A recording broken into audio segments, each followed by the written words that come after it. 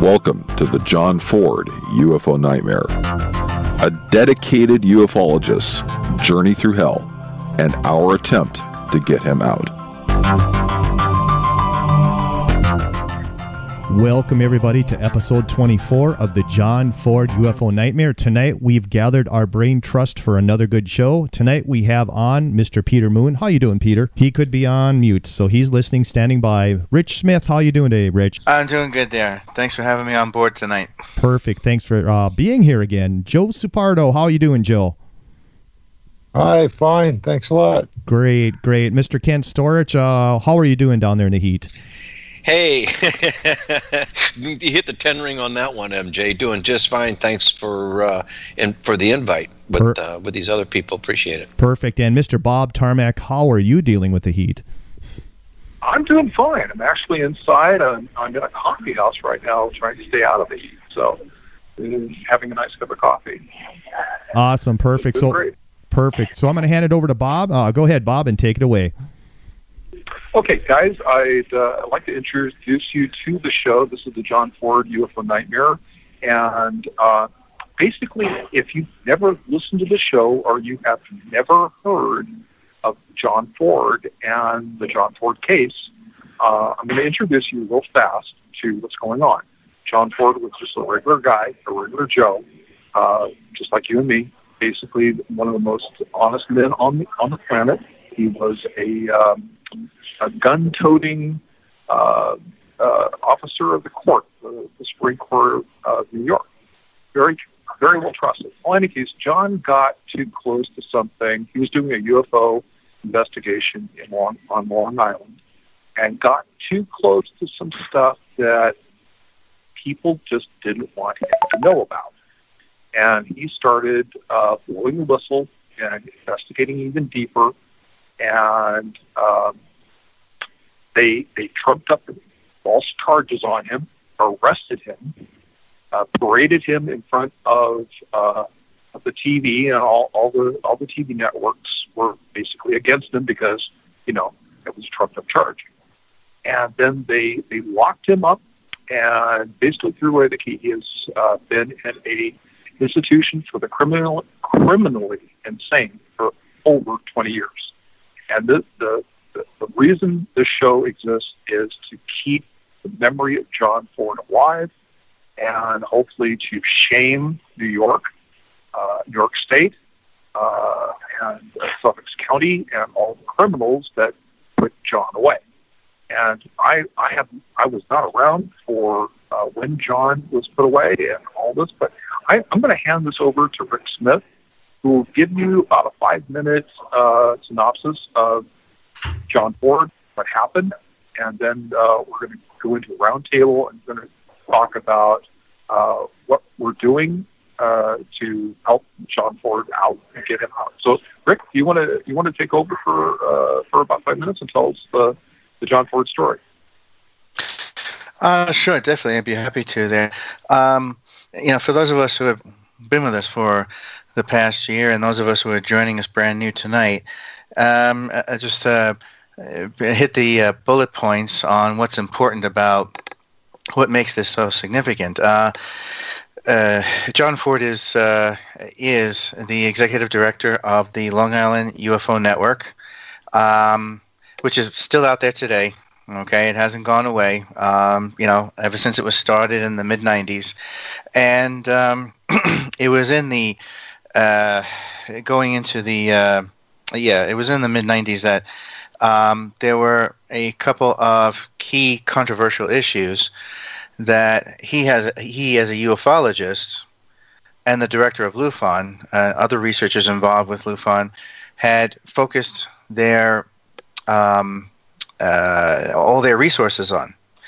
And one was the infamous UFO crash that went over Sunrise Highway at that time, a cigar-shaped craft, as everybody reported, as they were coming home from work that night down Sunrise Highway, that seemed to be wobbling out of control, and in the direction it was headed, seemed to crash land in the southern part of Southaven Park, just past Sunrise Highway. Well, that ignited a firestorm of phone calls and people coming out of the woodwork, because that very same night that people saw this infamous UFO sighting and crash take place, within a very short amount of time, I think it only had been about 15 or 20 minutes, the black vehicles and black SUVs and black helicopters and black.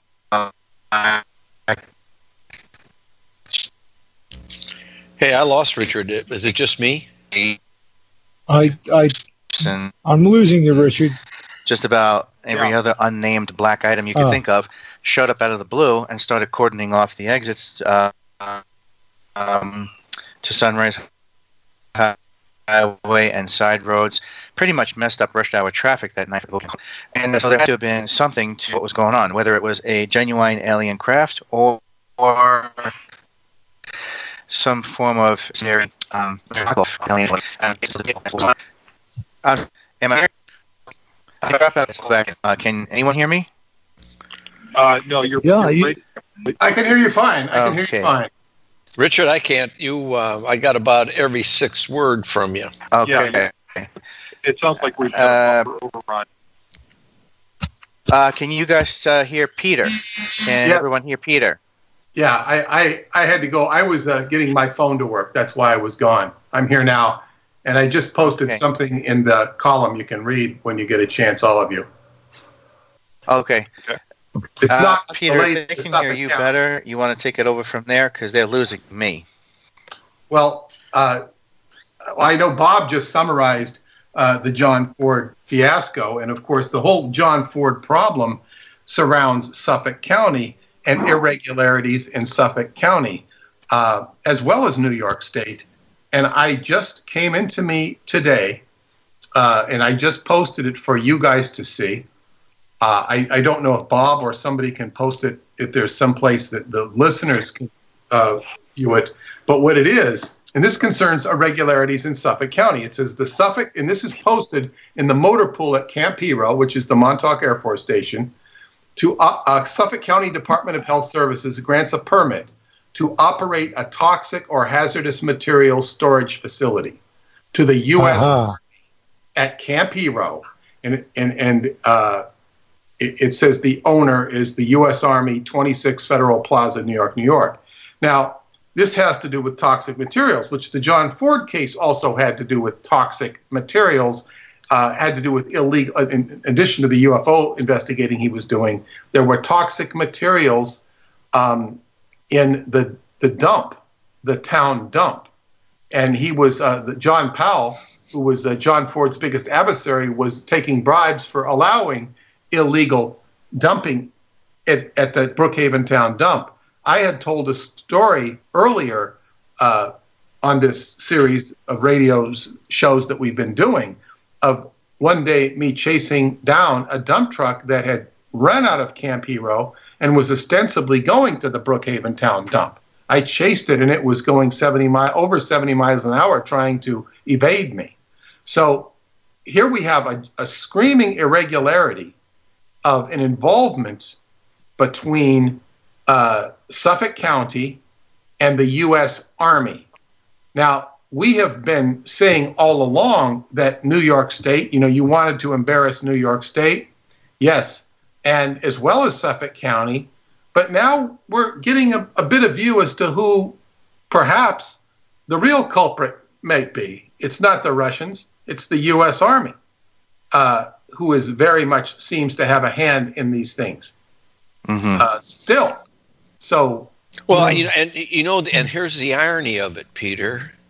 The weapon of choice that John Ford is accused of using is a toxic material. I mean, you got to look at that. And that's the irony. I didn't say that, but very well pointed out, Ken. Yes. So it's funny that this would come into me today, just within before the show started, and I was actually opening it up and looking at it when you guys called in. I'd forgotten about the show, and I was in the middle of getting my phone, problem sorted out, which is all sorted out now. So I mean, but this thing just came in, and it's bizarre. Now the Army sent a Corps of Engineers to clean up Camp Hero. God, it was a long. It was over 10 years ago, and it was the Parsons Corporation of Los Angeles, who does underground cities and stuff, and they did a whole cleanup of Camp Hero. In conjunction with the U.S. Army Corps of Engineers, they were digging it up and claiming that they were getting rid of all the toxic stuff. Now, they deliberately hid the public meeting. There was an outcry. What are these people doing at Camp Hero? So they had a public meeting, which I was informed of, and they canceled it. And then at the last minute, they announced where it was, and I was able to go to the Montauk Downs with a friend of mine, where I met up with a couple other friends of mine, and we listened to the Army get up there, and the Parsons Corporation and the Army lied through their teeth about not having there was no toxic materials on Camp Hero, that they cleaned them all up. And what was very funny is that the justification was the Army Corps engineer was saying, he says, I will bet my house. I have a nice house in Alabama, over $250,000. I will bet my entire house that there's no toxic material. Now, what kind of bet is this? This isn't Las Vegas. He says, yeah. Oh, so he puts up his house as a bet. Of course, those bunkers at Camp Hero were full of munitions, which leak into the soil. So, the Army lies. Big surprise. Now, the only way we can link the Army to John Ford, because all of this was political with John Powell. It was all political. It was thought to be largely over the dump, and but the Army, only way it links to John Ford is perhaps through the UFO connection. That would be, and of course, I think that's exactly how it went down, Richard. Is that the investigation of the unidentified craft that allegedly came down? That's what got John Ford out there physically. Well, he certainly was pursuing it, and then with the real, the thing that really defeated John Ford more than anything was his association with Joseph Mazzucchelli, who was ostensibly working through the Suffolk County Police, ostensibly, or in association with them. Yeah, I think so too. Or the district attorney's office, and John still believes that, by the way. I don't concur, but I mean, I'm going to go along with, I'm just going to pass the information along. John believes that Joe is working directly for the district attorney's office. I tend to disagree only because Joe served jail time. I think 9 years or 12 years. I know he served like 5 years. And he got 5 years but I think probation. he was looking at a lot of serious prison time had he not cooperated. They turned him. He went to work for him, and they offered him a lighter sentence. I think that's how that went down. Okay, that's my impression. Possible.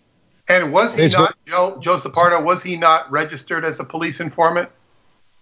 No, not to my knowledge, and not to John's knowledge either. I know that the guy that he sold guns to was.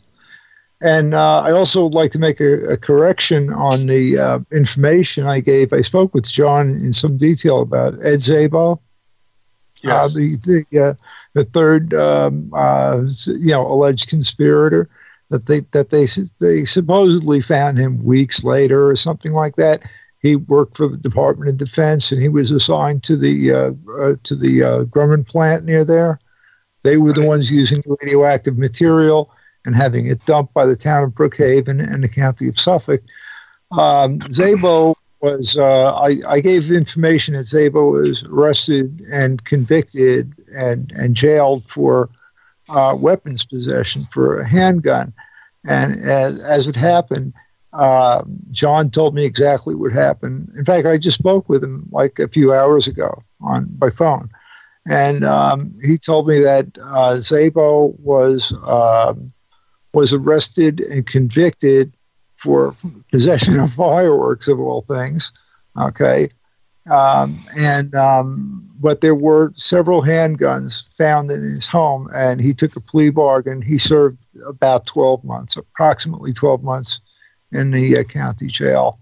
Wait a minute, he was convicted of, did you say fireworks? Fireworks is what he said. Fireworks, yes. Fireworks in New York are illegal. Even you can't God dang, holy cow. Every year the neighborhoods blow up. I mean, there's fires. Some kid blows his hand off, and they arrest a few people here and there. They only do that once. To show that they're doing something. But the thing is, he's arrested for fireworks, and there's a story behind that, too. He bought the contents of somebody's garage sight unseen and he unpacked the boxes, and he found a bunch of fireworks and fireworks making equipment. And he then called the police on John's advice. He called the police. And that's when they came down there. They gave him, an appearance ticket, and it was after John was arrested. He called them to his house because he discovered fireworks in a storage unit that he bought or whatever, garage, whatever. Yeah, it was. So the cops come there and they arrest him because he called them there to tell them that he's got these fire. Are you kidding me? And he doesn't fight that? They took fireworks away, and they gave him a court appearance ticket. And then after John was arrested, they searched his house. They found several handguns, and they said, "We will charge the handguns if you plead guilty to the fireworks and pay the maximum fine and do the maximum sentence for possession of fireworks." And Wait, I'm confused. Did the cops search his house after they arrested him? After he called them? Is that what you're saying? No. At first, he called. John advised Szabo to call the police, which he did. And they tell him what happened. And so they gave him a court appearance ticket for the fireworks. In other words, he was going to plead, I bought the stuff and I called the police. I thought I was doing the right thing, of course, right? What else would he say? Right, exactly. I mean, that's what John told him to do. This will just show you how honest a person John is and was. All right, and then after John's arrest, they went back to Szabo's house looking for radium and God knows what else because they knew that the government. So they had a search warrant for his house too, then.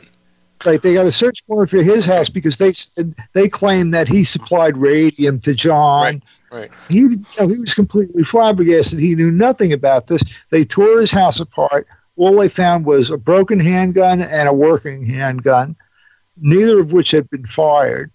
And he couldn't account for them. So they made him a plea deal. They cut him a plea deal. We won't charge you with conspiracy. We won't charge you with radium. We won't charge you for the fireworks. We won't charge you for the guns, but you have to plead guilty to the fireworks and take whatever sentence they give you. His lawyer apparently said okay. So they dropped the conspiracy. They dropped the radium. They dropped the handgun charge, and he pled guilty only to the lowest level. It's either the highest level misdemeanor or the lowest level felony. Paid a fine and spent a year in jail.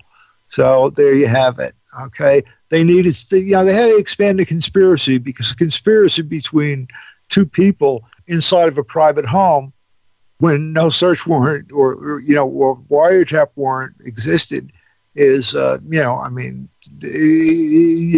John could have very easily called their bluff, even though it was politically motivated.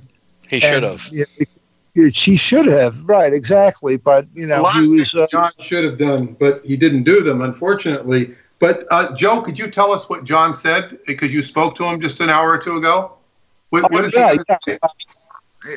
We have a good regarding attorney. We have say that again. You got repeat it. We have good news concerning the attorney situation. Yes. We have an attorney that somebody that John knows spoke to already. John advised me to contact the gentleman tomorrow morning. I don't want to mention his name. It's a powerful, hard-hitting attorney. Well, I'm going to make some kind of arrangements with him and act as John's power of attorney to hire him as a legal attorney in John's case. To You're getting broken up again, Joe. I lost him. You faded out. Well, the question we all have is Robert Reno off the? Does this mean that Robert Reno was off the case, which we would assume it does? The second question would be, is this a new attorney going to charge John an arm and a leg? And will he come on the show and talk to us? Well, that would be the third question. Yes. Yeah, have him come on here after he looks at the case if he's going to take it. Yeah, that'd be great. That'd be absolutely great. We have Robert Reno on the show once, but we've never been able to get him back again. Yeah, and I wasn't all that impressed. Okay, I'm being honest. Okay, I mean, he wasn't impressive. And in fact, what was less impressive is how he performed.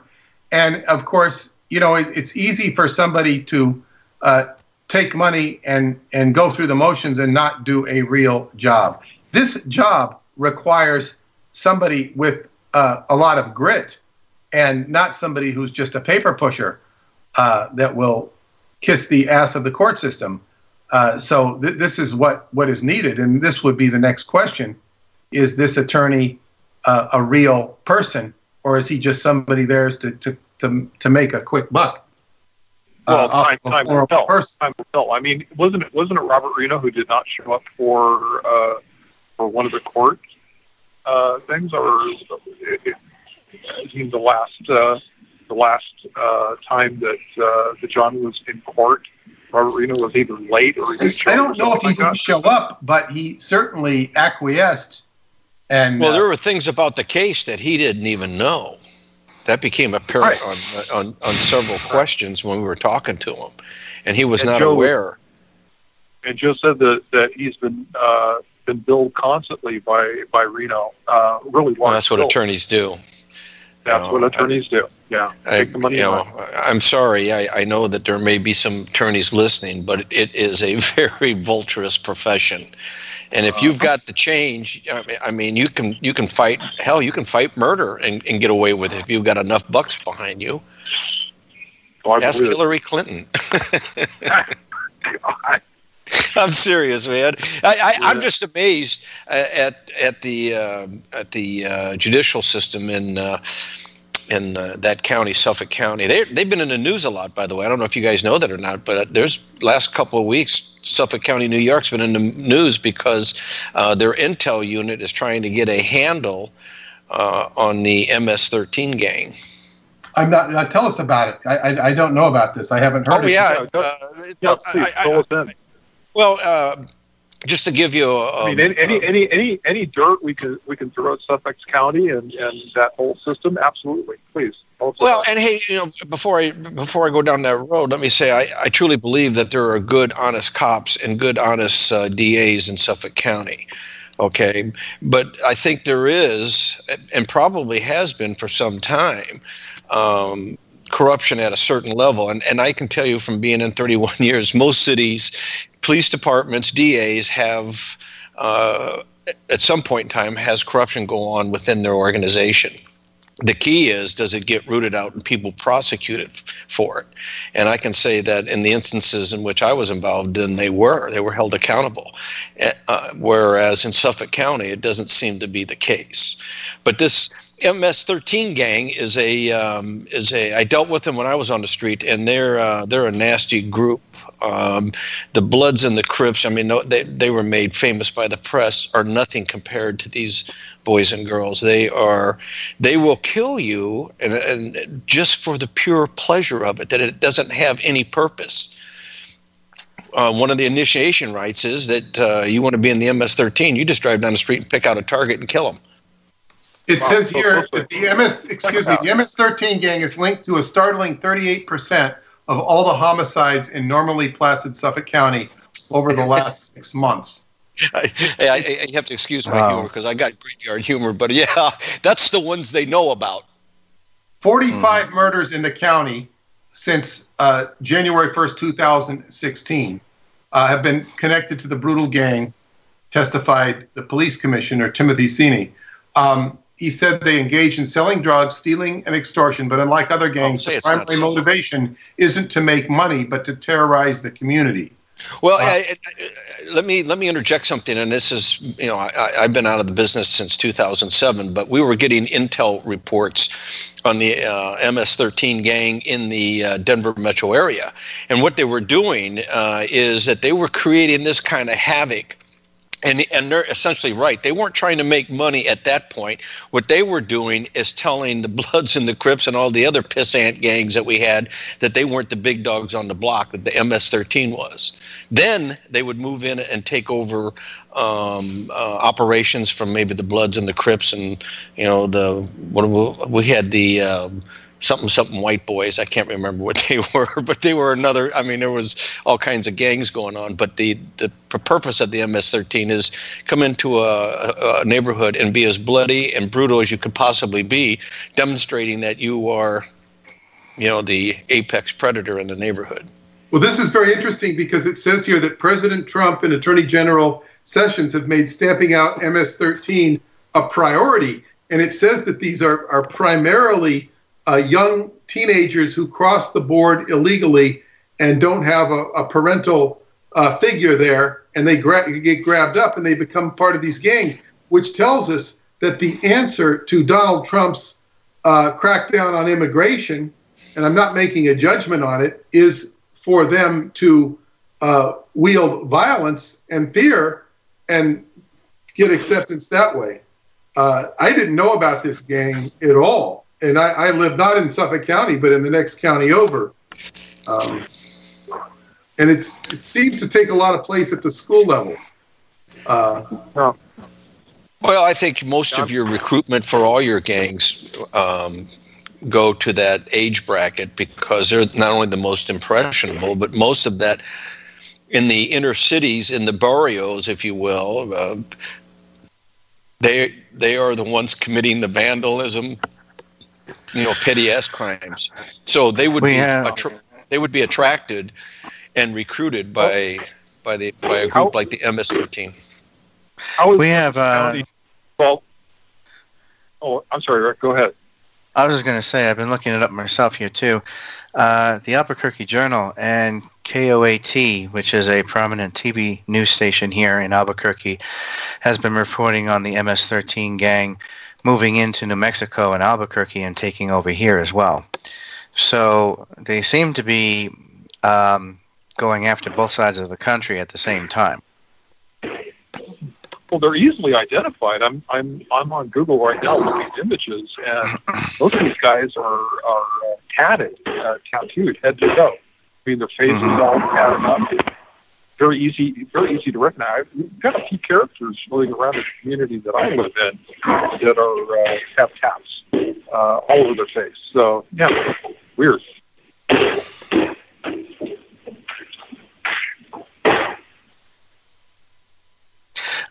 So actually, in continuance with what I'm glad Peter took it over for me there because I was trying to get my connection back up here with my Wi-Fi.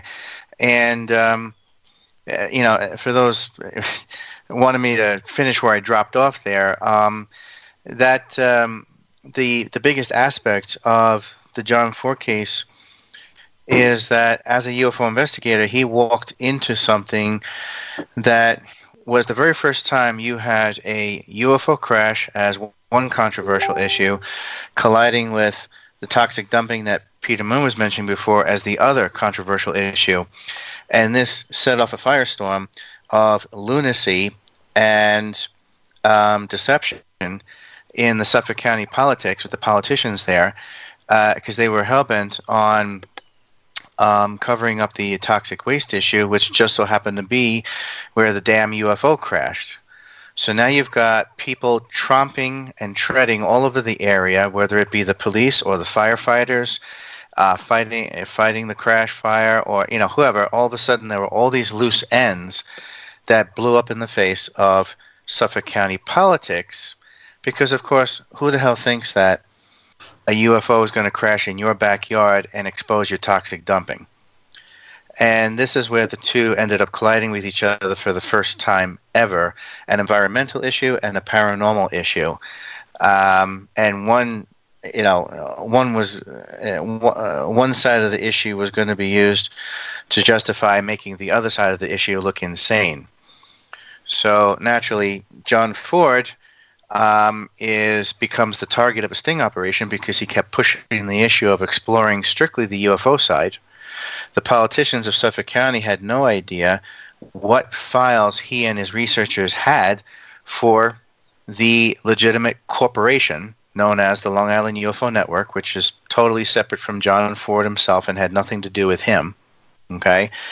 And they had no idea what kind of stuff he had found, whether he found it or not. They couldn't be sure until they came up with some kind of trumped-up sting operation to illegally, by force, get into his home and basically rake over those files and illegally take them out of his home, out of his office, and basically keep them for themselves for many years before anything was even thought of being returned. And go through those files. Well, by now, this man's life has been destroyed. He's in extremely poor health. I mean, truthfully, the man is like 2 inches from death because of the lousy situation he has with his back and the couple of bouts with trying to deal with. It's time for Optimum's Red Hot Sale. Get 200 meg internet, TV with over 260 channels, and unlimited home phone, all for $69.99 a month for 1 year guaranteed. And for a limited time, HBO and Showtime are included for 1 year. Switch today. Click for details and special web-only offers. With cancer, and getting past all of this, and no proper medical help whatsoever. He is in a facility where, I get it, he's surrounded by people who aren't exactly banking on a future in the first place, but this man never should have been put in the middle of psychotic killers. I mean, you're basically taking Mr. Rogers and putting him in a cell next to Hannibal Lecter. That's the situation that John Ford is in. Okay, and all the poor medical neglection, medical abuse. He hasn't received any medical help whatsoever for his back in the situation that it's in, and he's reached a critical point late in life now, in his 60s, where he's close to losing the ability to walk altogether. So this is what has happened, and nobody wants to. Everybody's trying to save face, so nobody wants to come up to the plate and admit to what they did wrong to this man. So they're hoping that he rots and dies in a padded cell. Which is what I've been saying all along. The strategy has always been hurry up and die. And yes. Still here? Hurry up and die.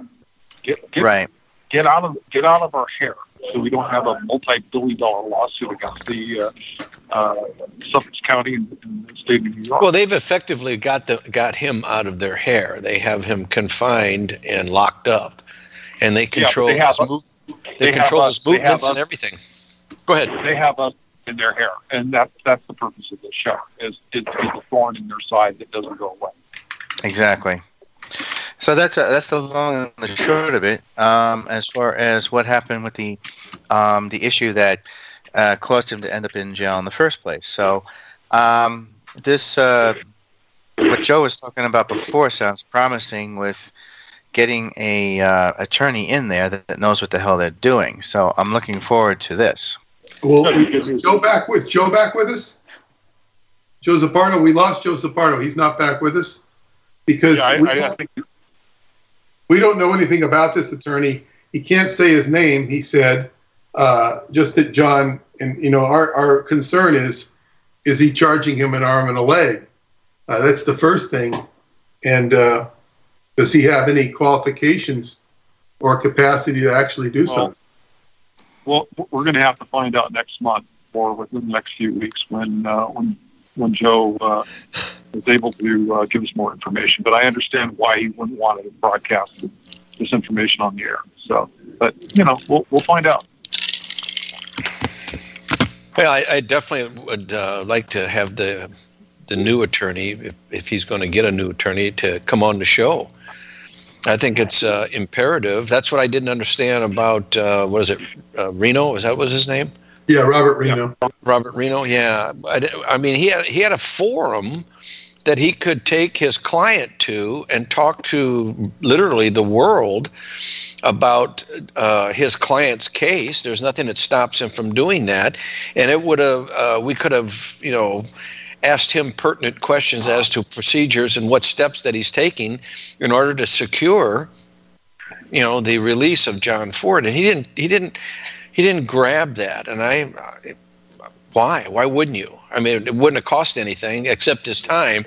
And I understand attorneys, that's what they charge you on, but he could have gave that back to his client, said, hey, I'll come on for 20 minutes, 30 minutes or whatever and tell you what's going on, blah, blah, He just didn't but it would generate support for his client. He just didn't seem like he was very smart. And that's the one thing is there are smart attorneys, but many of them just, get themselves into a position where they can... Oh, yeah, man. They put the fox in charge of the chicken house, man. They're smart attorneys. They write the rules, they get to interpret them, and they get to enforce them. Can't get any better than that. Well, but I'm saying is they're just milking a system. It's not really...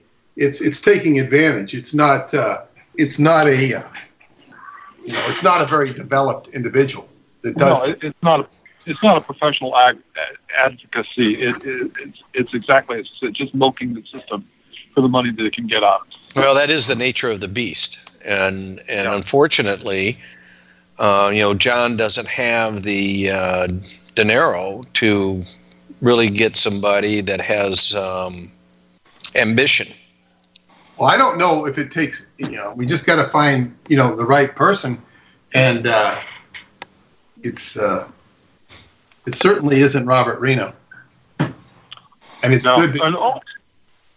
Also what we would always like to put out there, since we're broadcasting to a pretty wide audience, that will go into podcasts and be played. If there is a producer out there who wants a subject matter, this would be an excellent subject to do a documentary on. I mean, there's been most definitely. Yeah, definitely. Several people that have tried over the years, but they generally just fall down. And this thing doesn't have a solid hour or hour and a half documentary that can be put out there that would even have a larger audience than what this radio show does. So it's an open invitation. If you're a producer or a director and you want a subject matter, something that is shocking, absolutely get in touch with us here at IRN or with Joseph Pardo, who is John's. Yeah, I would love to see a TV magazine like 60 Minutes or 2020 or something like that to do a special on the John Ford case, because it really does exemplify he who has the power can make it work for them. And right. Well, it has so many different dimensions. It's just not about God. Oh, yeah.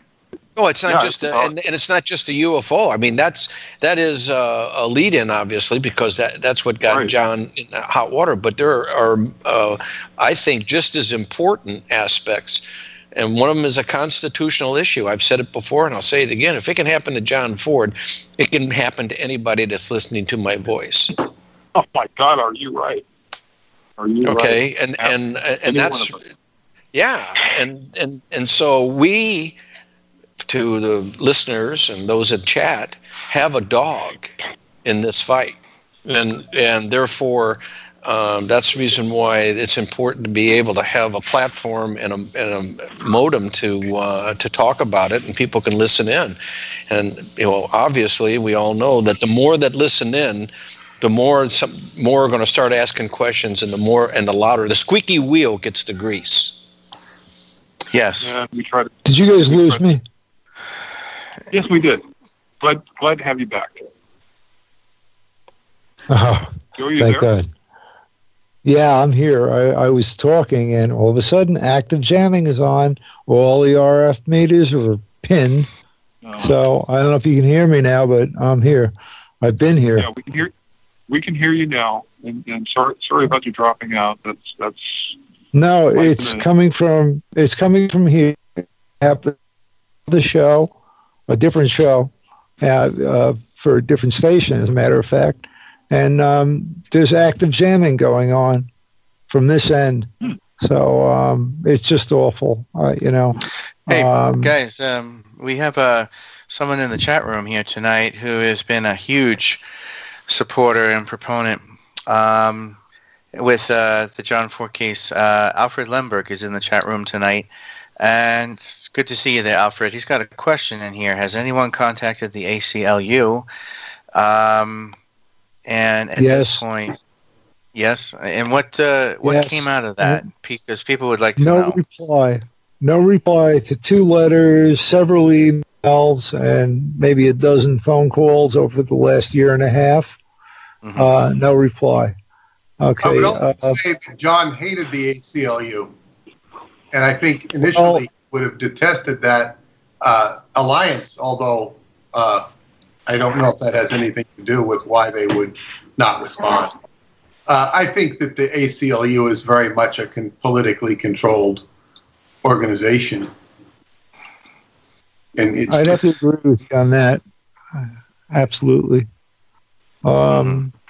But we do have a heavy hitter. I was sending text over. I didn't know if you could see it or not, but it's someone that was mentioned on the show, on previous shows, and we just have to straighten things out, get all the details worked out. By the next show, I'll be able to tell you guys on the air who it is and what's being done. And we're looking at John getting out very soon, I hope.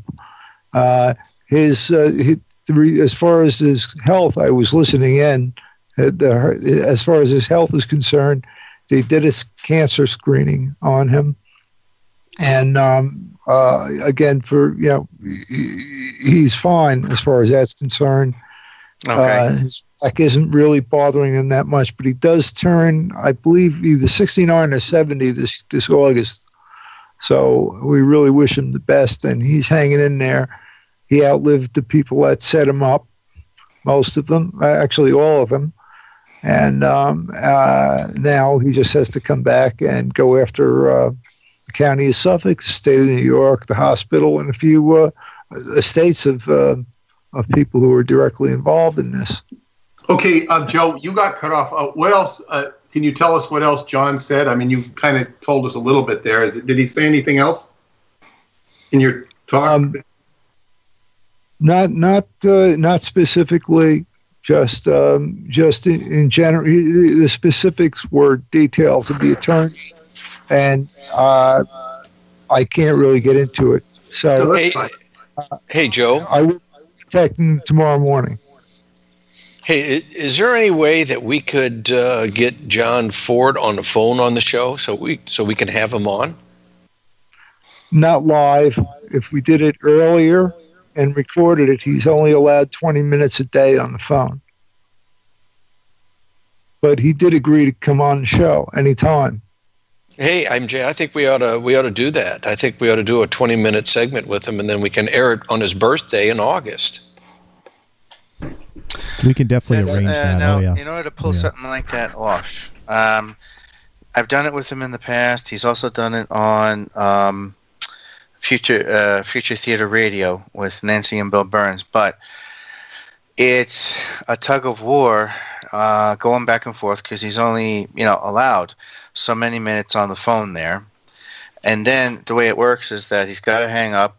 If there's somebody else who needs the phone, he's got to give them a chance to talk. If not, he can get back on the phone for another 10 or 15 minutes or 20 minutes, whatever it is.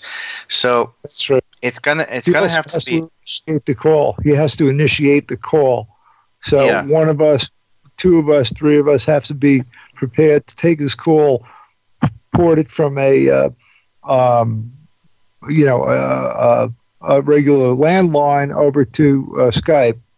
So it can be a big deal. Whenever John has called me in the past, it was usually on a Sunday usually on a Sunday afternoon after lunch, and it was always the maximum amount of time. He was never interrupted. he got to talk for his 20 minutes. Well, it can be done. It can be done, but it also means that if 3 or 4 of us are committed to it, for an hour show or hour and a half show, we have to commit to probably twice that, at least 3 hours to be around in case. What we do is we have one person do the interview, and we record it and then play it on this show. Start off with the recording, and then we talk about it. Yeah, absolutely. It's recorded, but it would always be good to have 2 or 3 of us. Well, if we only got 20 minutes, I agree. I think we ought to have one person do it. If all we got is 20 minutes, I think we can get probably more instead of a panel, because it might be overwhelming for them. Okay. We'll pick somebody. We'll do a short straw poll.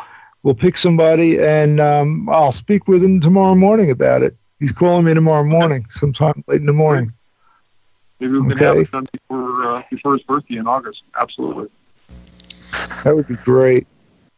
Yeah, we'll just have to plan it for earlier in the day to get it done with him and give him a chance. It's going to have to be touch and go on that interview because, see, when I did it, I had the luxury of sitting there all day long with a pre-recorded podcast that I would put together and upload later on. And I believe this is the way Bill and Nancy Burns had to do it as well. So, this brings up another point, Rick. Bill and Nancy Burns, they never did the article, the magazine that they were going to feature him in. They never did that. It was one of the most important stories they could have ever done in the UFO field. They never did it. I know, and it just kept getting kicked off, and I'm not sure, why it got. I can tell you why it most likely did, and this has to do with the many shows Douglas Dietrich has done concerning Bill Burns, linking him to Michael Aquino, and the book that he did the day after Roswell, having a false endorsement from Senator Strom Thurmond. He was actually not endorsing the book at all, and it was a fraudulent endorsement, and this caused them to reprint the book almost in like 48 hours, which was a tremendous amount of money. And of course, the day after Roswell, according to Douglas Dietrich, was all a disinformation campaign on what was really going on at Roswell, which had to do with Japanese, the government trying to emulate Japanese balloons and fire balloons. Right. And of course, this painted, Mr. Burns is a very questionable character who he had purchased the UFO magazine, very personable to talk to, but why would he be so shy to take the biggest case in ufology? It's literally the biggest case. There's nothing bigger, and Rick, that people have turned their back on it. Definitely, and that's more of a mindset. But it's like, what is the resistance to this? All of MUFON turned their back on John. Let's face it, right? The hierarchy at MUFON. Well, yes, and it just tells you what who do people work for? They're not working for truth, justice, and the so-called. Well, do we know the reason why MUFON turned their back? Their excuses are pretty shallow. One would be, well, we're a scientific research organization. We're not going to take sides and get politically involved. And yet, everything about MUFON has been political since day one, including the sexist and racist attitudes. So, it's it amazes me how they like cowards. They pick and choose their battles. And I think also too, a lot of it comes from, and I think Joe and Peter can probably reaffirm this. A lot of the attitude from MUFON is they are a very elitist, white Masonic organization. If you don't fit into their paradigm, if you don't do what they say, if you stand up to them, then you're on the shit end of the stick for the rest of your life. They will lambaste you. They will ostracize you. They will close ranks against you. And this centers around some crap that MUFON tried to pull at the time of the Southaven Park crash. And MUFON tried to move in and bully their way in and say, we want all your files from MUFON. And John was like, no, screw off. We've given priority to people's privacy. We've promised them that we're not going to expose their names. What guarantee do I have from you? And, you know, they were like, That's you don't need absolutely to right. Well, this sort of explains how they got the files. I mean, if you wanted to extend it and extrapolate, the Suffolk County got the files. So here you have, now you're linking MUFON to Suffolk County only by investigation.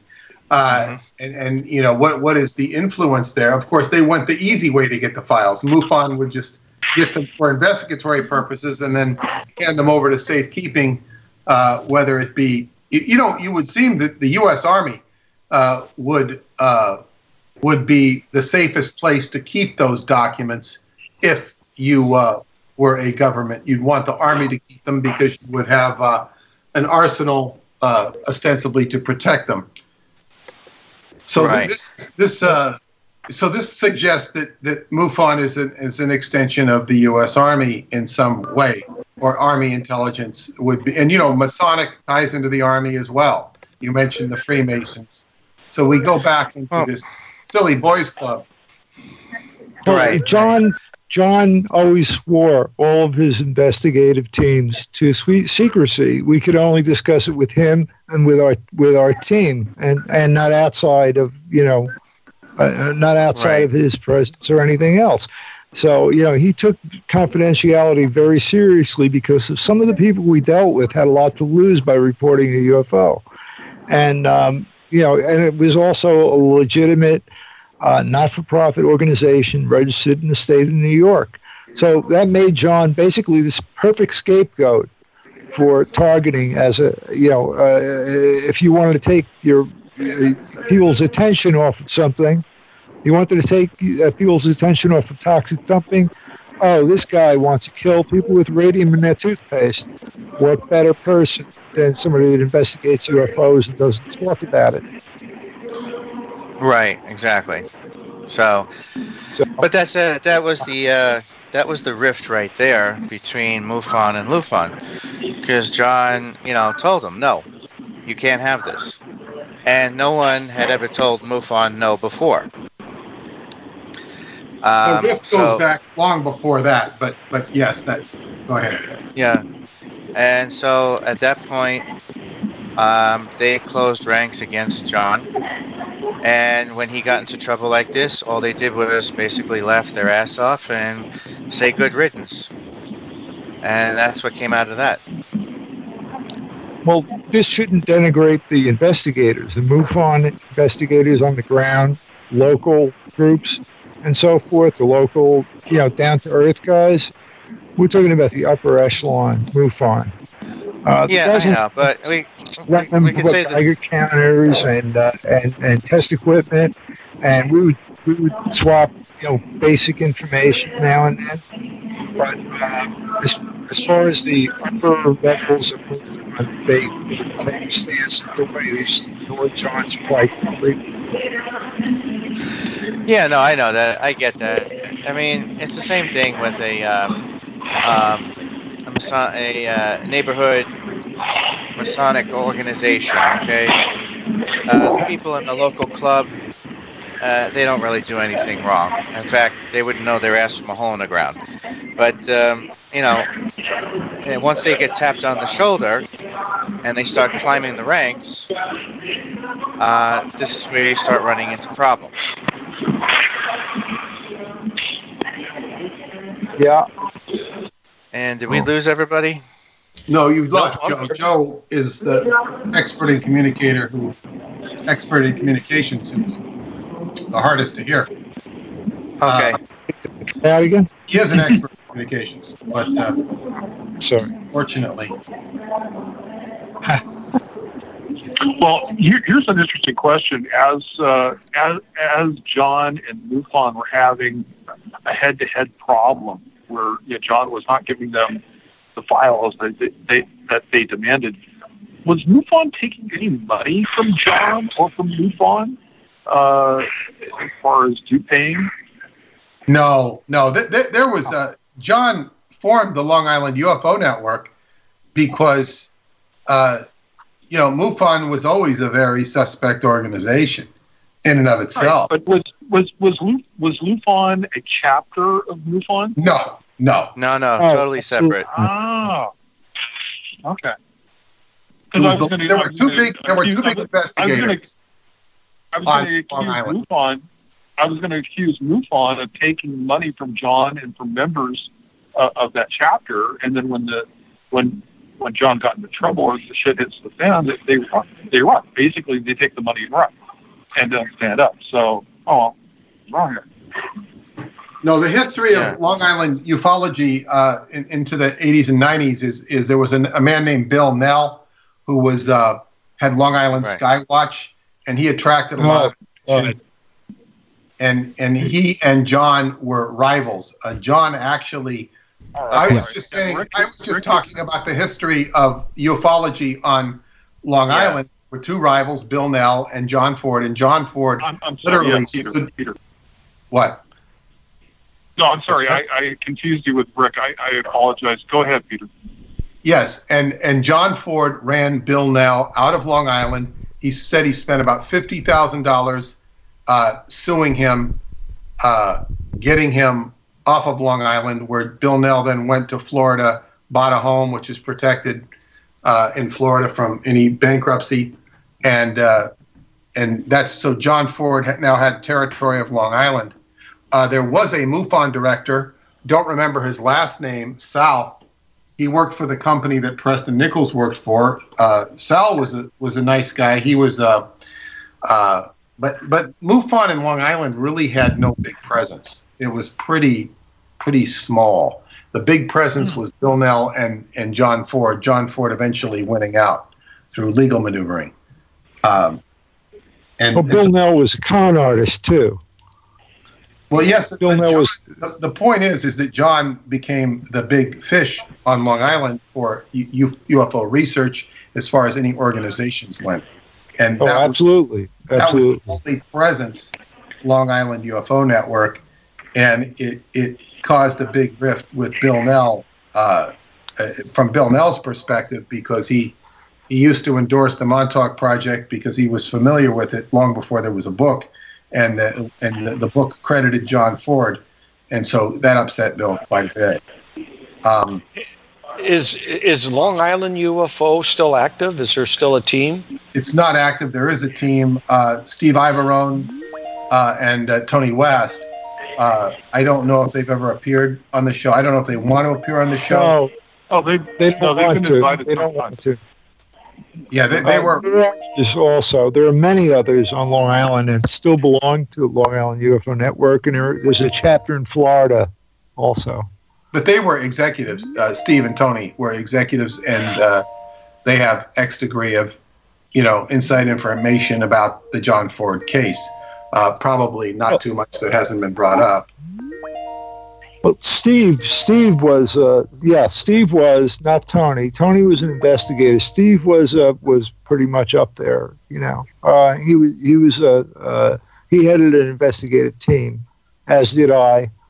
And, Tony knows. Tony knows a lot about local stuff. We knew John very well. We both used to go over there together. He only lives about 3 miles from me, and I still speak with him. About every week or so. The only time that MUFON had a presence on Long Island was with this may have been the same person Peter was talking about, but it was Sal Giamuso. Yeah, Sal. Yeah, and he was running a chapter out in Suffolk County for a long time. I mean, he retired from it and handed it off to somebody else, but that's about the only presence, the small presence you would find on Long Island. That's about it. Yeah, it was a very token presence, and it was amounted to nothing too significant. They would have meetings. That's about it. they had meetings in a library, like on Thursday nights or something. It was really a do-nothing thing, you know, and then they had a newsletter, and they still have meetings. And some of the MUFON members still go to the meetings, and there's people still talking dirt about John, you know, putting him down and so forth, about, you know, how everything went wrong, and they just don't even listen to this show. They don't listen to any of the other podcasts that I've been on anyway. I don't know about you guys, but I mean, I've been on with some pretty heavy hitters, and you know, they just don't get it. They don't get it. MUFON just does not understand that it can happen to them. It can happen to any one of their investigators at any time. Okay? Well, it's my understanding that certain members within that organization, MUFON, which, by the way, I am. I'm a lifetime member. But they interpreted John Ford as a crackpot. Now, whether or not he is or he isn't, the fact of the matter is that incident, that Long Island crash, made national news, and he didn't make that up, and I don't understand why MUFON wouldn't investigate that. Well, it's probably a Macy's and Gimbel's type situation. If Long Island UFO Network was not a subchapter of MUFON, or there was no money exchanging table on the table between the two organizations, if Macy's got into trouble and I'm Gimbel's and they came to me for help, nah, I don't think I'd help. It sounds like you had two competing organizations. I'm not defending MUFON, but generally when there's money exchanging hands, yeah, if somebody's paying me, if they're my client, if they're a subchapter, yeah, I'll defend them, absolutely. But I as a capitalist, I would. Daddy, where do babies come from? Honey? Mommy went to the store. Oh, well, you see, there's a mommy and a daddy, right? Right. And see, when they call Geico, they could save a bunch of money on car insurance. Oh, really? And that makes them happy? Yes, that makes them very happy. That's good. Yeah. Well, I'm glad we could have this talk, Sunshine. Geico, because saving 15% or more on car insurance is always a great answer. I wouldn't just reach out, especially if I was in competition. But there was no money to be made, really. John was operating it at a loss. Okay, people paid their dues, and they got a newsletter once a month. I don't know what you are. Hey, Joe, I don't know of what group that doesn't, even MUFON operates at a loss. There's no money to be made in investigating crash saucers, other than the fact that, you know, one of these times it's going to be another Roswell. And I believe that. I believe that if MUFON would open up the books, if they have an open book system where you could see penny for penny. Listen, make no mistake about it. They've got a credibility issue, and unfortunately, they haven't addressed it. And I put that on the board. I know some people and some investigators within the MUFON organization, and they're good. They're good, honest people. They do good investigations. They believe in the mission statement. Unfortunately, at the hierarchy is the credibility issue. That's where the stink is. That's what I'm saying. That's what I was saying before. Yeah, and they haven't taken responsibility for it. And unfortunately, you know, that until they do, that organization is going to be in trouble, and they need to understand that they have to be honest and upfront. And because of that stain, they have to go the extra part. They haven't done anything to correct or right the ship regarding that. No, and they never will, because at the higher level of any of these organizations, as Rick was alluding to, you have the Freemasonic, grip, and this will always act in the best interest of other Freemason or other Freemasonic interests, and this is a control that is exerted upon one of the main controls of the Freemasons being the Mormon Church, but certainly not the only one. So they have, which is very highly, populates the CIA, the Mormon Church. So you have a tremendous amount of influence. Can I interrupt and say hi? You already did, but thank you. Ah, Marilyn, hi. Hi. Sorry. Hey, Marilyn, how you doing there? We're really sorry. We totally forgot about the show tonight. It's all our fault. So. Yeah, Bill and Dick, welcome to the show. We're just doing our roundtable on John, and actually we're talking about MUFON right now. And it's a good subject. Yeah. Well, and once again, we have I don't understand, at least, does MUFON have a state director for the state of New York? Of course they do. I met him once back in 2010. And what is his? I mean, what is his? I can't remember his name, but in fact, I met quite a few of the state directors, as well as the upper echelon at the time. It was. But here's my question. I mean, I suspect that MUFON is making gobs of money. They don't have very many paid employees, if any. Everything is by volunteerism. Plus, they're collecting $30 to $50 a month. $30 to $50 a year from everybody. I don't know how large the membership is, but that's a big chunk of money. There are some people that are actually making money within MUFON. Those who have a title in the higher up, they all get paid. Not a big amount of money, but they all get paid a salary or per diem? A monthly salary. A salary. Okay. Yeah. But most of the people are volunteers, and their investigations are out of their pocket. And once again, if the higher ups go, like the STAR team, they may, or the SAT team may go get their expenses paid when they go on an investigation, but not always. So I thought I'd throw that in. Hey, and I was a member of the SAT team for a brief period. Yeah, short period. Yeah. Well, and I, as you may well guess, I'm outspoken and I'm not really politically correct. So I address some of the exact issues that we're talking about tonight to Jan Harzen and the leader of the SAT team. That was one of my concerns. Is we're not going to tell the state directors that we're coming into their state to do an investigation. Really? I objected to that too. Yeah, I had a problem with it right from the get-go. I said, and then the other thing is that they didn't want to.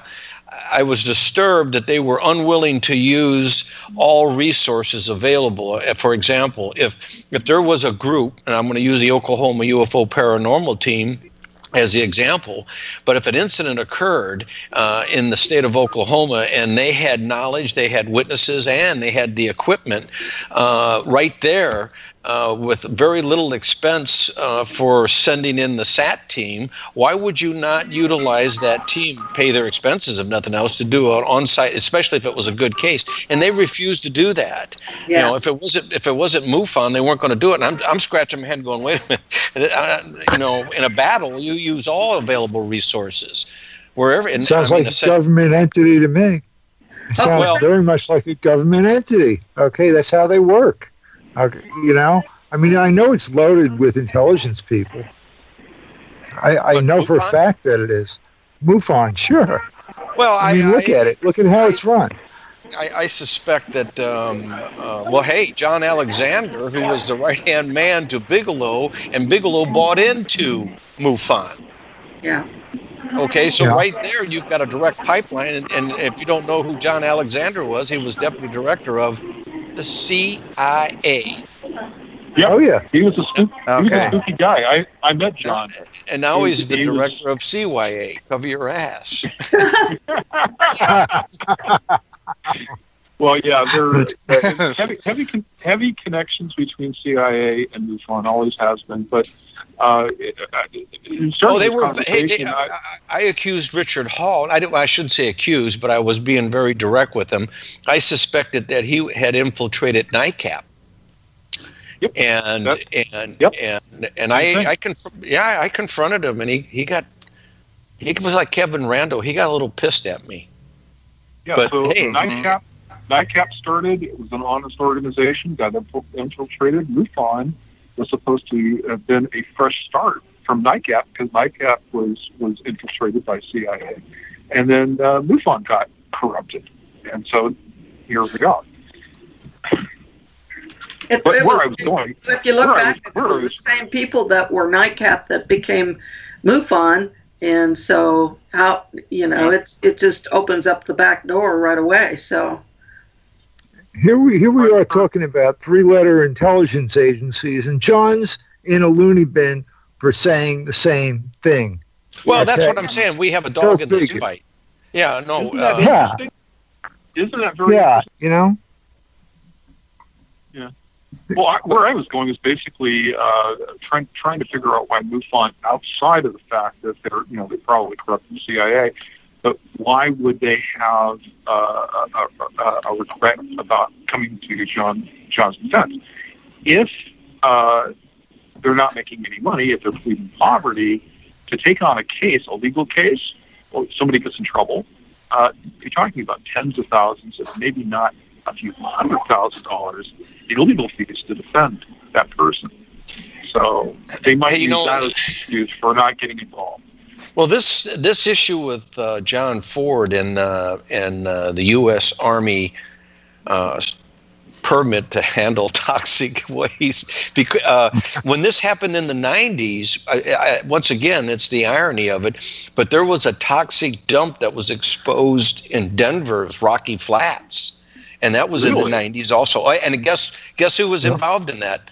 United States Army. No, the United States Army. Well, I don't know if you guys read the papers from Long Island, but they're right now investigating former owners of Grumman. There's a groundwater plume in Bethpage. Runs north to south, about 6.5 miles and about 2 miles wide. There is some serious radiation. There's some serious pollution going on in Area 51. I mean, big time.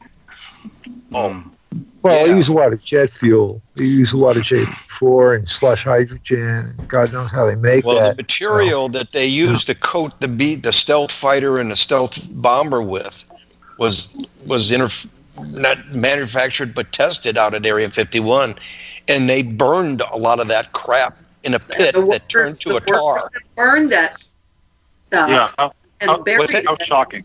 Badly affected. Well, yeah, this ties directly to John getting involved in this toxic waste dump over a UFO incident, and hey, it's like a string. You start pulling it, next thing you know, you got a whole ball of twine at the bottom of your feet, and it may be hey. It looks like there may be a common thread. It just appears that way, that the United States Army may be the one that's involved in a lot of this military toxic dump stuff. And if there was going to be uncovered in Suffolk County, then all of a sudden you see it's in Denver, Colorado, Phoenix, Arizona. Wait a minute. How widespread is this toxic dump that's connected to the United States Army? How big is it? Well, I would also remind people that Camp Hero has been reported to me by at least one officer of the court was a dumping ground for atomic waste from a Bikini Atoll experiments. So you have a high-level atomic issue, and of course that is the ordinance of the U.S. Army. So yeah, there are very, I guess what you call highly secret stuff that has gone on, and Camp Hero has been used for that, in addition to the top secret stuff that goes on in Plum Island, which is short. You can thank Plum Island for the Lyme disease. Yep. Well, yes, which was originally called Montauk Knee, the original name of Lyme disease. Montauk Knee. The U.S. Oh my God! Wow. The U.S. military has what? What, Rick? No, I was just saying that's Montauk Me, the name. Yeah. Mm-hmm. Yeah. So when you have these old associations of the military-industrial complex, that includes the Army, and there's all this fraternalization that is always going to be not viewable in public documents. Well, look at all these command officers when they retire from the military service become lobbyists for these big defense contractors. Of course. Okay, I mean, if that doesn't raise a red flag, I don't know what is. I mean, hey, you can't tell me that Monsanto, DuPont, they pawn their waste off to the Army and they take care of it. Also, I was about to say the U.S. military with the industrial complex has a long history of not giving a shit about the American public. They've been caught red-handed. I believe there was one case where they purposely infected populations to see what the reaction of the infection would be. Hey, they marched 200 GIs out. They marched 200 GIs out in the desert and detonated an atomic bomb, and all they got was goggles over their eyes. So they, knowing that there would be a. They took 200 black soldiers and injected them with the syphilis virus to see different vaccinations. I mean, those are all documented cases, and those are the ones we know about. They tried to deny Agent Orange in Vietnam. Oh no, that won't cause any sickness. Yeah, okay. And these guys were sprayed with this stuff like taking a shower, and now they're reaching their 60s, and all of a sudden they're coming down with what they call Wagner's disease, which basically your kidneys and livers rot you from the inside out, which is exactly what the symptoms of Agent Orange poisoning does. So the possibility of the U.S. military link to the Long Island. UFO, it's definitely there. Well, you have a major research center there that is doing research for the Department of Defense. Yes. Okay. Yep. I mean, you can't get any direct than that, and so I would say that there's probably a real good chance that the underlying forces in this could be federal, U.S. Army or Corps of Engineers, maybe both. Who knows? But I can. The Atomic Energy Commission. Yes. Yeah. I mean, we're talking some serious, heavy, federal agencies. Somebody got to the A&E network because they were about to do an expose on John's case. They even hired a lawyer, and the whole thing was dropped like a stone. And never got a reasonable we never got a reasonable explanation as to why, right? Right. Now, if the other than that, it's owned by the Hearst Corporation. Right? Yeah, they don't want to they will not get involved in anything that controversial. Because if John does turn out to be a Looney Tune, they're out a lot of money. So, and it all goes to whatever the judge says. So it comes back to the thing that John's stuck in a loop. Hey, Every time he has to be released, he can't be. Hey, Joe, let me ask you something, and I've asked this before, and it is a concern of mine, only from the standpoint of John's will, if you will. And I'm concerned that he hasn't been institutionalized. And I have known people that have been in prison for 20-some years, and they look at it as 3 hots and a cots, and they are very comfortable at being in prison. Everything's taken care for them. And that's when you become institutionalized. Your day's laid out for you. You don't have to make any decisions. Hey, you know when meal's going to be served. You know when you can take a shower. You know when you get exercise. And they're content with their lot in life. We did speak about this on several shows, but every time I talk to John, and I speak to him 2 or 3 times a week at least. Every time I talk to him, that's all he can think about. That's all he talks about is getting out of there. Okay. Occasionally he says, I have to do this, or I have to do that, or damn it, I have to do that, or I have to get off the phone. The mail is here, or something like that. but he's always writing letters. He's always doing something, and he's always reaching out to the outside and saying how he can't wait to get out. He's always calling his lawyer, asking me to call a lawyer, find out what's going on. So it's like he definitely wants to get out. It's not that he's stuck in that three cots in a hot situation. He's actually, he's been looking forward to getting out for so long. I think that's all he knows how to do. All right, we're talking 21 years now, as of last month. Okay, 21 years in 1 month.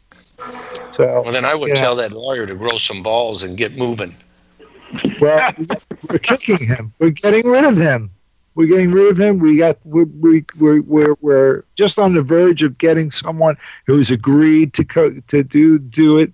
We just have to iron out the details, and by next month, everybody will know who it is. And then New York State and County of Suffolk had better start becoming really afraid. Exactly. Well, I'm really happy to hear that he's changing attorneys and hiring someone else, because we've been saying this for a little while, that it was necessary, and it's time. So I'm glad he's doing it. Change when it's your third attorney. It's like sending batters up to the plate and you expect them to keep striking out. This is what I would expect, just because of the nature of what we're dealing with. Hopefully, I'm wrong.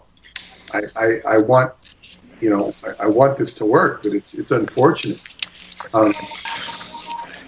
Well, if John Hinckley can get out after shooting the President of the United States and get paroled to his mother, and essentially has the same type of mental ailment that the state is claiming that John Ford has. He suffers but Hinckley had no case against anybody. They had a case against him. That's right. He's not a multi-billion-dollar threat to the state of New York or Suffolk County. John. I get that. What I'm saying is that we don't have any record of where any kind of treatment mentally that they have given to John that has shown any type of progress. What has been the treatment, and why hasn't there been progress? If there could be progress made, see, that's where the legal beagle comes in. Yep. Okay, somebody that can file with the court demanding that we have those records. We have the attorney has a right to look at the evaluation. The attorney and John Ford has a right to know what kind of procedures and treatment that they have given him, and why it would be a question to a judge is that if that's the case, how come there's been no improvement? Because they certainly done wonders with Hinckley. I mean, he's going to be a high school teacher pretty soon. Yeah, well, hey, I don't even know how to respond to that. Okay, I don't even know how to respond to that. All I know is Suffolk County and the state of New York are looking to get, they're looking at really massive lawsuits, possibly in $1 billion range. All right, and it's completely indefensible. Okay, all we need is the right attorney. He's got all the documentation. He's got the witnesses. He's got everything lined up. All right. All he needs is a venue. All right. He needs an honest judge and an honest court and a real jury, not a Long Island jury, a real jury from a jury of his peers, normal people. And I think he's going to walk, and he's going to take Suffolk County for everything that they owe him. Yes, and that would be very good when that happens. Yeah. Well, he has to have a counselor that is going to push it in front of a judge. Okay, mm-hmm. I mean, we're talking constitutional issues here too, and they have to address those. He has a right to know. I mean, that is rights of a prisoner of war, for Christ's sakes. He needs to know not only he's been given treatment. Okay, he's at a mental institution. So let's get the evaluations that the state done on him and seeing what suggestions that they've made to improve John Ford's mental state. And that comes from the attorney. He has a right to request that. Mm-hmm. Well, I don't care if he's in New York or Pennsylvania. That's an issue that all states have to abide by. Yeah, let me see my client's evaluation and what you've done to help him along to improve his mental state. They probably come along and say, we'll get that to you within the next 6 months, and then 6 months comes by and they say, well, we can't find those records. Maybe within the next 2 to 3 months we'll have something for you, and then it just stalls. Not if you put it in front of a judge. If they can get it in front of a judge, yeah.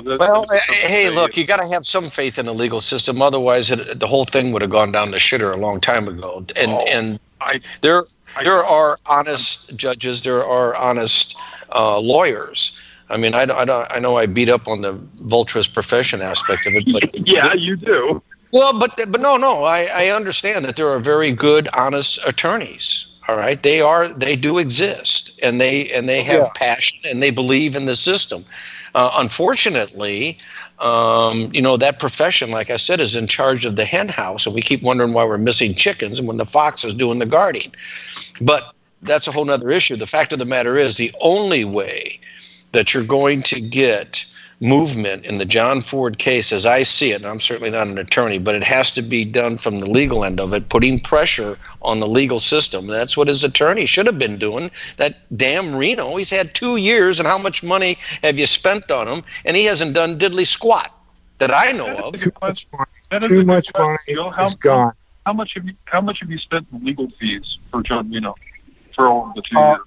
Over $20,000. Over $20,000, and about $7,000 for the doctor, and I don't know about the costs. I would have to actually look at the books to find out. That's all right. It's about $20,000 for a 2 year stint, and John Reno really hasn't done that much.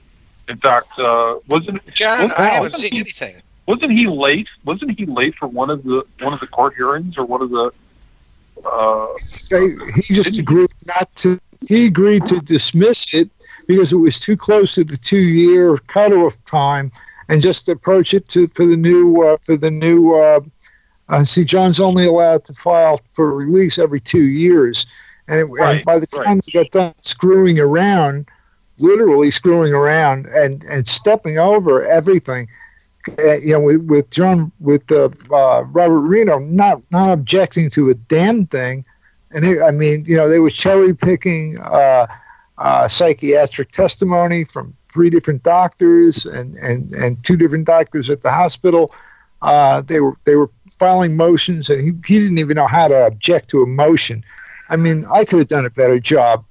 I have no legal degree. I don't know anything about the law other than. I wouldn't have wrote him a check. Mm-hmm. Had no choice. Right. It's John's choice. It's John Ford's choice. If he says write the check, I write the check. If he says direct deposit it in the guy's account, I direct deposit it. I mean, it's John's money. It's I understand that, but he's not getting anything for his money. Well, okay?